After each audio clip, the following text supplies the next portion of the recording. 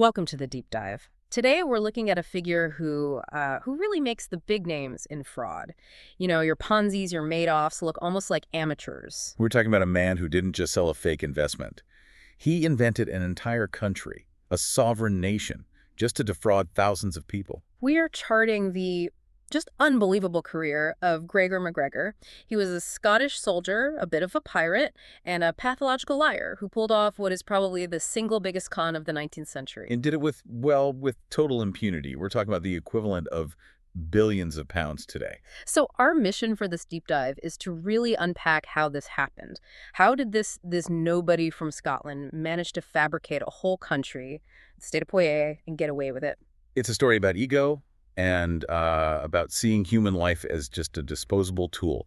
And it all starts with these little lies that just balloon. He was born on Christmas Eve, 1786. His family, the MacGregors, were a famous Scottish clan, but they'd only just been, re-legalized after being outlawed for centuries. Right, and his real background was actually pretty good. His grandfather was an officer in the Black Watch, his dad was a ship captain.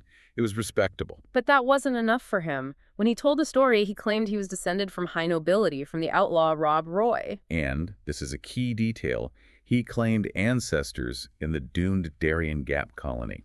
Okay, so why is that part so important? Well, the Darien Gap was this catastrophic attempt by Scotland to build a colony in Panama in the 1600s.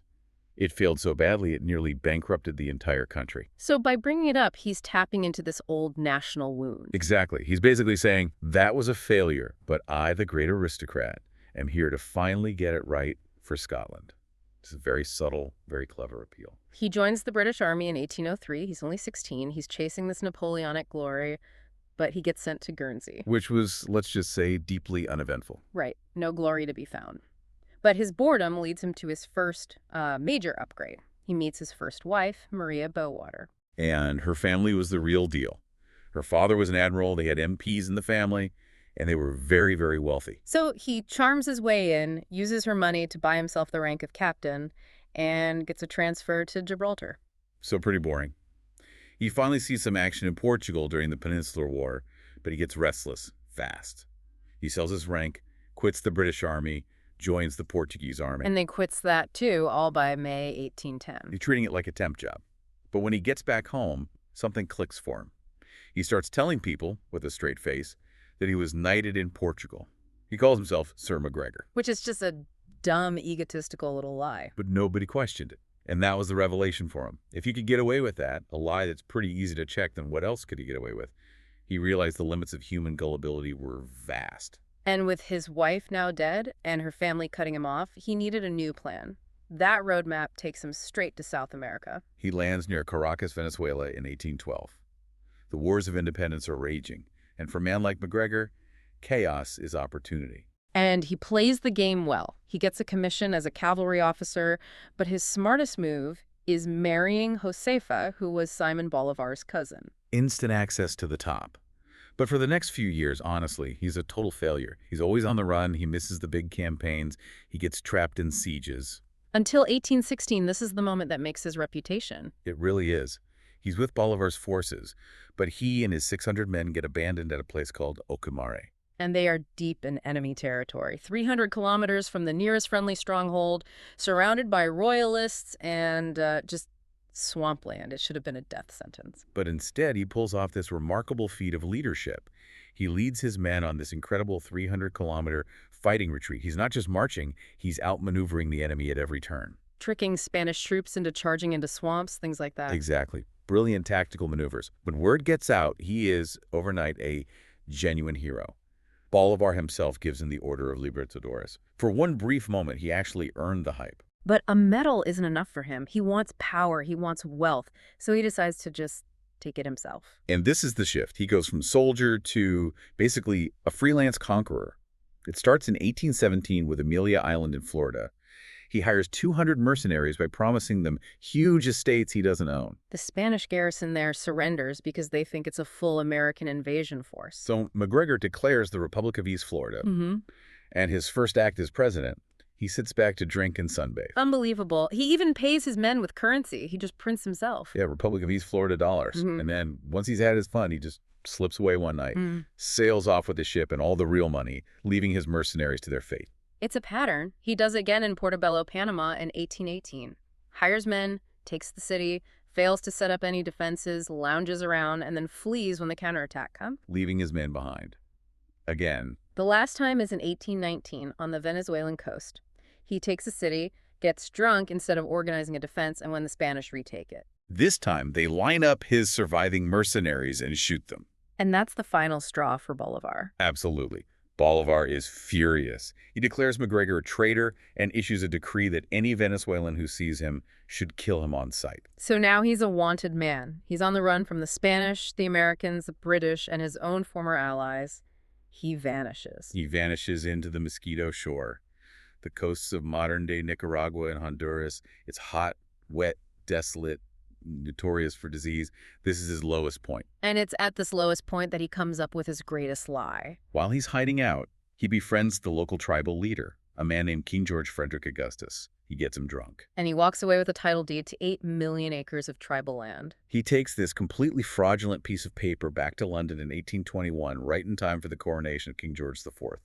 And he arrives with a new title. His Serene Highness, Gregor MacGregor I, Sovereign Prince of the state of Poyais and its dependencies, and Cacique of the Poyer Nation. And people don't just laugh him out of the room. And the timing is why. It's 1821. New nations. Gran Colombia, Mexico, Argentina, they're all declaring independence. The idea of another new country wasn't that strange. Plus, his connection to Bolivar by marriage gave him a huge dose of legitimacy. For sure. And that title is so clever.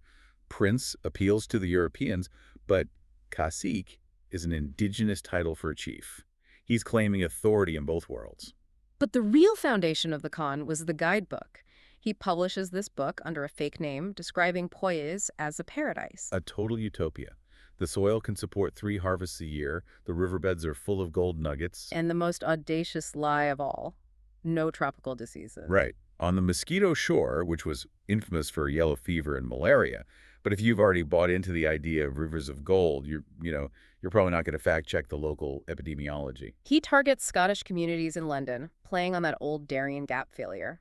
This is their chance, he says, to build Scotland's first truly successful colony. And then he takes it to the next level. He moves from selling land to selling government bonds. He gets a bank to underwrite Poyais bonds in 1822. Perfect timing again. This was the peak of the Latin American securities bubble. European investors were pouring money into these new governments. MacGregor just rode that wave. He raised £200,000 almost immediately. He set up Poyais consulates across Britain to make it all look legitimate. By that winter, the total investment was, in today's money, over £1 billion. The scale of the financial crime is one thing, but the human tragedy is. It's the real heart of the story. He starts sending ships of settlers over in late 1822. And these aren't hardened pioneers. They're often older couples looking for a comfortable retirement, families with small children, people who put everything they had into this dream. The first ship gets to the Mosquito Shore in November 1822. They fire a cannon, expecting to be met by the welcoming committee from the capital city. And the only thing that answers is silence. Just the echo across empty water and mangrove swamps. They figure it must be a navigation mistake, so they unload all their supplies onto this deserted beach. When the second ship arrives in March 1823, they still can't accept the truth. The psychological buy-in was that deep. They refused to believe there was no city, no colony, nothing. And then it all falls apart. A hurricane hits and destroys their supplies. Then the rains come, and then the mosquitoes. Full of yellow fever and malaria, just as the place was famous for. Over 2/3 of the settlers who made it to that shore died. About 200 people. It was a massacre by neglect.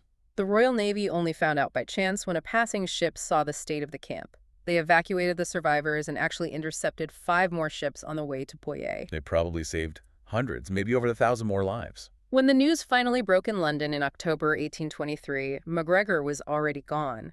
He'd taken the cash and fled just days before the story hit the papers. And you'd think, okay, that's it. The gig is up. Game over. But the most shocking part of this whole story is that it wasn't. He was never punished. For the next 15 years, he kept trying to pull the Poyais con again and again. And he kept getting away with it because the lie was just too big. People could not wrap their minds around the idea that a country with bonds on the stock market and actual consulates was completely fictional. It was cognitively dissonant. It just didn't compute. Right. He moves to Paris, tries to restart the scheme, and the French government makes him an advisor on Latin American affairs. That's insane. He gets arrested in 1825 when that version collapses, but he just blames his French partners and walks away completely scot-free. He even comes back to Britain and gets more bonds underwritten.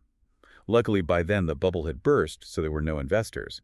But not because they knew he was a murderer, just because the market was bad. He finally sails back to Caracas in 1838 after his wife Josefa dies. He's heading straight back to the country where there's a kill-on-sight order out for him. You're expecting a firing squad, you're expecting some form of justice. But he never tasted justice for a single second of his life. By then, Bolivar was dead and had become unpopular. And in the final ironic twist, the people in power only remembered one thing about MacGregor. The hero of Acumar. Exactly. General Carlos Sublet, who had served under him during that impossible retreat, was now a powerful man in the government. And he only remembered MacGregor the brilliant leader. So he intervened? He did. In 1838, the Venezuelan government reinstated MacGregor's military rank, gave him 25 years of back pay, and awarded him a generous state pension. So he died a rich, respected man. He died peacefully in his bed in Caracas in 1845. The fraudster, the man responsible for hundreds of deaths, was buried as a national hero. So what's the takeaway here? The final count is just. It's grim.